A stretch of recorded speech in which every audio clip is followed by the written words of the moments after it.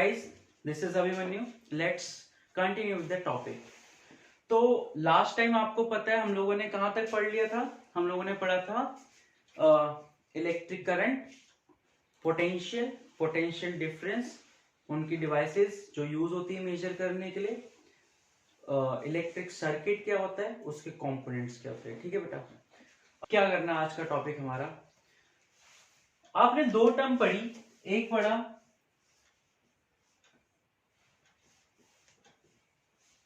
Current and potential. ठीक है बच्चों, दो चीजें पढ़ी हमने, करंट एंड पोटेंशियल. एक एक्सपेरिमेंट करते हैं जिसमें क्या करता हूं मैं, एक सर्किट फॉर्म करता हूं. देखो तीनों नॉलेज जो हमारी यूज होगी अब यहाँ पे. एक सर्किट फॉर्म करता हूं मैं यहाँ पे, जहाँ पे एक बैटरी लगा सकते हो आप या फिर सेल लगा सकते हो. मैंने यहाँ पे एक बैटरी लगा ली. ठीक है, सपोज करो ये कुछ भी वोल्टेज की हो सकती है, कोई भी पोटेंशियल की हो सकती है. ये आपका सर्किट है, यहाँ पे एक रजिस्टर लगा हुआ है. ठीक है, यहाँ एक आपका एमीटर है और हमने एक कोई भी यहाँ पे नापने के लिए पोटेंशियल लगा रखी है. चलो, तो ये आपके पास सर्किट है. मैंने एक रफ सा सर्किट बना लिया, कोई भी आपका सर्किट ऐसा. पर मेन कंसर्न हमारा यहाँ पे ये है कि हमने ऑब्जर्वेशंस लेनी है. सीरियल नंबर, वोल्टेज या फिर पोटेंशियल बोल सकते हो, एंड करंट. देखो बच्चों, इस सर्किट में आपने क्या किया, पहली बार एक 2 वोल्ट की बैटरी लगाई. ठीक है, कितने वोल्ट की? 2 वोल्ट की बैटरी लगाई. तो आपने देखा कि यहाँ पे 4 एम्पियर का आपको करंट अमीटर में रीडिंग नोट हुई. फिर आपने उस बैटरी को चेंज कर 4 वोल्ट की बैटरी लगाई. तो आप दिखोगे कि ये जो आपके पास करंट था वो 8 एम्पियर हो गया. फिर आपने क्या किया, दोबारा बैटरी को चेंज किया, 6 वोल्ट की बैटरी लगाई, तो ये आपके पास 12 एम्पियर हो गया. फिर आपने क्या किया, चौथे नंबर पे 8 वोल्ट की बैटरी अप्लाई की, तो ये आपके पास 16 एम्पियर हो गया. ये तो होगी इंक्रीजिंग ऑर्डर में कि आपने क्या किया, धीरे धीरे वोल्टेज इंक्रीज की, पोटेंशियल इंक्रीज की, जिसकी वजह से आपने देखा कि करंट भी क्या हो रहा है, इंक्रीज हो रहा है.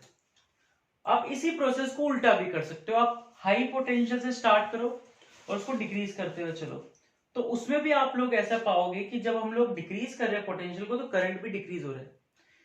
इस एक्सपेरिमेंट से आपको ये पता लगता है कि जो करंट है वो इंक्रीज होने से पोटेंशियल इंक्रीज हो रही है, या फिर वाइस वर्सा बोले हम लोग, पोटेंशियल इंक्रीज होने से करंट डिक्रीज हो रहा है, पोटेंशियल डिक्रीज होने से करंट भी डिक्रीज हो रहा है. तो जब दो वैल्यूज एक ही साथ इंक्रीज होती हैं और एक ही साथ डिक्रीज होती हैं, तो वो डायरेक्ट वेरिएशंस में होती हैं. कौन सी वेरिएशंस में होती है? डायरेक्ट वेरिएशंस में होती हैं. ठीक है बेटा, तो हम लोग बोल सकते हैं कि यहाँ पे V जो है डायरेक्टली प्रोपोर्शनल है किसके?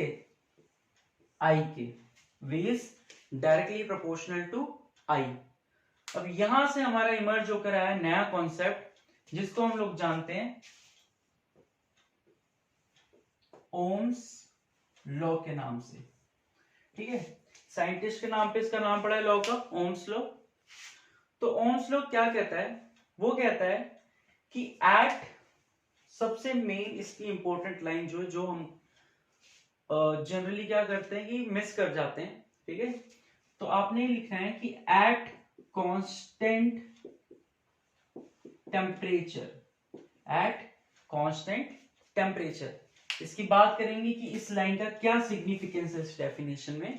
ठीक है, at constant temperature the potential applied across the conductor is directly proportional to the current flowing through it. कि एक कंडक्टर है आपके पास, अगर उसको आप कांस्टेंट टेम्परेचर पर रखो, सपोज ये कंडक्टर है, आप इसको कांस्टेंट टेम्परेचर पर रखो, टेम्परेचर चेंज नहीं होना चाहिए. ठीक है, तो जितना ज्यादा आप इसमें पोटेंशियल अप्लाई करोगे उतना ज्यादा क्या होगा, करंट इस पे से फ्लो होगा. जितना कम पोटेंशियल अप्लाई करोगे उतना ही कम फ्लो होगा करंट इसमें से।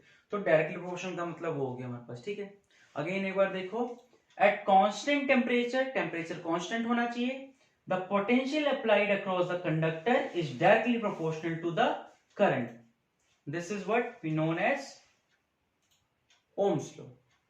देखो बच्चों, ओम्स लॉ अभी पढ़ा हम लोगों ने, at constant temperature potential applied across the conductor is directly proportional to the current flowing through it, ठीक है। ये बात हम लोग डिस्कस कर चुके हैं। तो देखो इससे क्या हुआ मैथमेटिकली, अब इसको हम लोग अगर सॉल्व करें तो V is directly proportional to I current, ठीक है। जब आप इस प्रोपोर्शनैलिटी के साइन को कन्वर्ट करते हो इक्वल टू में, तो यहां पर जो क्वांटिटी वो तो रहती है, साथ में एक आता है कांस्टेंट ऑफ प्रोपोर्शनैलिटी। इस केस में आपके पास जो कांस्टेंट ऑफ प्रोपोर्शनैलिटी आ रहा है वो आप देख सकते हो, वो आ रहा है R, ठीक है। तो ये आपका हो गया V equal to I R. यहाँ पे R जो होता है बच्चों वो होता है रेजिस्टेंस। क्या होता है? रेजिस्टेंस, ठीक है। तो यही हमारा नया टॉपिक, अगला टॉपिक है व्हाट इज रेजिस्टेंस। तो हम लोग पढ़ेंगे what is resistance of the conductor. तो बच्चों अब रेजिस्टेंस सिंबल कैपिटल R, ठीक है, क्या होता है? देखो रेजिस्टेंस को समझने के लिए आप एक एग्जांपल समझो। क्या हो रहा है? एक कॉरिडोर है, ठीक है। कॉरिडोर में मैं जा रहा हूं, ठीक है, मैं अकेला जा रहा हूं, मैं जाऊंगा कॉरिडोर के एक एंड से स्टार्ट हुआ, दूसरे एंड में आराम तक से चला गया, ठीक है। दूसरी कंडीशन क्या होती है कि बहुत भीड़ है, बहुत रश है, लंच हुआ है, बहुत सारे बच्चे इधर उधर रैंडमली इधर उधर घूम रहे हैं। फिर मैं जाना चाहता हूँ कॉरिडोर से, और एक जगह से दूसरी जगह जाने में मुझे थोड़ा टाइम लगेगा। क्यों? क्योंकि बीच में काफी सारी डिस्टर्बेंस हो सकते हैं या फिर हर्डल्स आएंगे, क्योंकि बच्चे काफी रश होगा वहां पे, ठीक है। उसी तरीके से क्या होता है, जब एक इलेक्ट्रॉन को फ्लो होता है किसी कंडक्टर के थ्रू, ठीक है, तो कंडक्टर की ऐसी एक प्रॉपर्टी होती है, प्रॉपर्टी ऑफ कंडक्टर, जो क्या करती है, हर्डल क्रिएट करती है उसके पाथ में, उसको फ्लो होने से रोकती है, उसके पाथ में हर्डल, हिंड्रेंस या ऑब्स्टिकल क्रिएट करती है। ये जो हर्डल, ऑब्स्टिकल या फिर हिंड्रेंस होती है, इसे बोलते हैं हम लोग resistance of the conductor.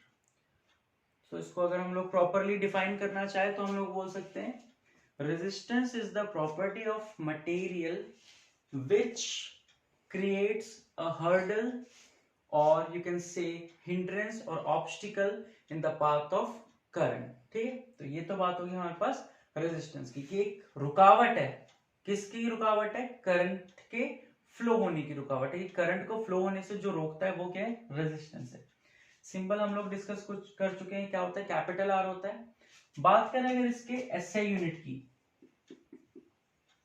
Standard unit की, इसको नापा किस में जाता है, तो जो रेजिस्टेंस होता है बेटा आपका, रेजिस्टेंस की यूनिट होती है R is measured in OHM। क्योंकि ओम्स लॉ से हुआ है तो साइंटिस्ट के नाम पे इसकी यूनिट का नाम पड़ा है ओम, और सिंबल होता है बच्चों देखो इसका,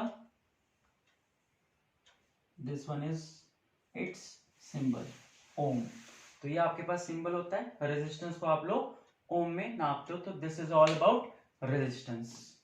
चलो बच्चों, अब ये जो रेजिस्टेंस की हम लोग बात कर रहे थे उसको थोड़ा और आगे बढ़ाते हैं बात को, मतलब और आगे बढ़ाते हैं, मतलब रिश्तेदारी नहीं करनी है पर आगे बढ़ाते हैं बात। क्या चाहते हो?